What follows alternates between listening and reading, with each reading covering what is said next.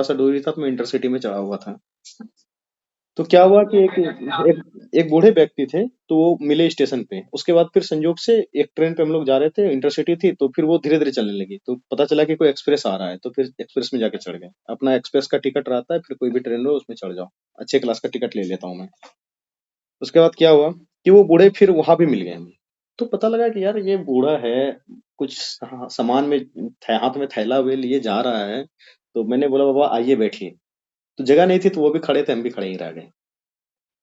उसके बाद उनसे बातचीत होने लगी, तो बातचीत होने के बाद पता चला कि वो बोले कि बिजनेस में अब बहुत बचत नहीं है। तो बोले कि आप बेचते क्या है इतने उम्र में? तो फिर बोला कि देखो ना, ये सब जो है कि तिलकुट वगैरह कुछ कुछ था, वो लेके जा रहा था बेचने के लिए।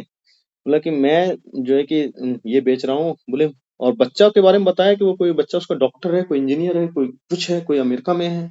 इस लेवल के वो थे। अब बात करके भी ऐसा ही लग रहा था। उसके बाद भी वो सामान हाथ में झोला। तो मैंने पूछा, वाह ये क्यों करते हैं आप? बोले, देखो बेटा, बात ऐसी है कि मेरी उम्र 72 साल है। देख के तो 72 साल का लग नहीं रहा था। फिर उन्होंने क्या किया, रेलवे का पास जो बना हुआ था उसका उन्होंने कार्ड दिखाया कि देखो इस पे 72 लिखा हुआ है। उन्होंने जितना सामान उठाया था, आज के युवा भी उतना सामान नहीं उठा पाएंगे।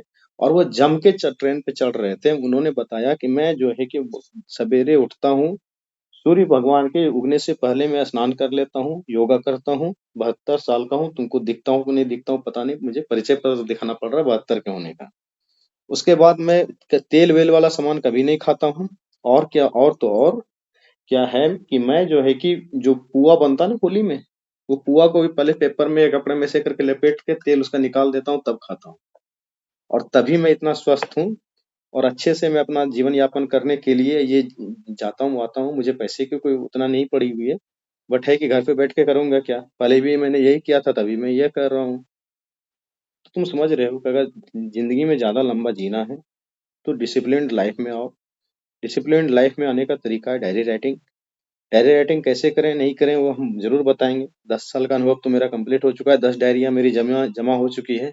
11वीं डायरी में लिख रहा हूँ। तो मैं दिन भर में मुझे कुछ कोचिंग के बारे में, कुछ अब और भी चीजों के बारे में आइडियाज भी आता है, तो मैं उसको फटाक से नोट कर लेता हूँ। मेरे पास बहुत सारे चीज, इस साल का बहुत सारा आइडिया मेरे पास जमा हो चुका है। ठीक है, तुम्हें बताऊंगा किस दिन। देखो, जीवन में डिसिप्लिन में आओ। सवेरे उठ के कम से कम योगा करो। जिनको सवेरे नहीं मिल पाता, दिन भर में कभी भी योगा करो। क्योंकि लाइफ स्टाइल ऐसा हो चुका है ना। मैं एक मंत्री का नाम नहीं लेना चाहूंगा। मैं उनसे मिलने के लिए गया था, इधर रिसेंटली ही मिलने के लिए गया हुआ था। तो उनके आवास पे जब गया तो पता चला कि उनको जो है कि अब डायबिटीज हो चुका है। बहुत ज्यादा एज नहीं है उनका, डायबिटीज हो चुका है। हद हो गई। मुझे पता चला, मैं जब क्या कहता है 8 से 10 साल पहले उनसे मिलने जाता था, तो वो बहुत जवान थे। बहुत मस्त, एकदम तेल में भुना हुआ, एकदम वो मुर्गे की टांग वो चलता था। उस समय तो बिहार में वो शराबबंदी भी नहीं थी। फिर क्या क्या चलता होगा तो भगवान ही जाने। हालात ये है, इतने बड़े परिवार से होने के बाद भी वो अस्वस्थ हो चुके हैं, जबकि उनके पिताजी को अभी तक कोई रोग नहीं है। वो 85 या 88 साल के हैं।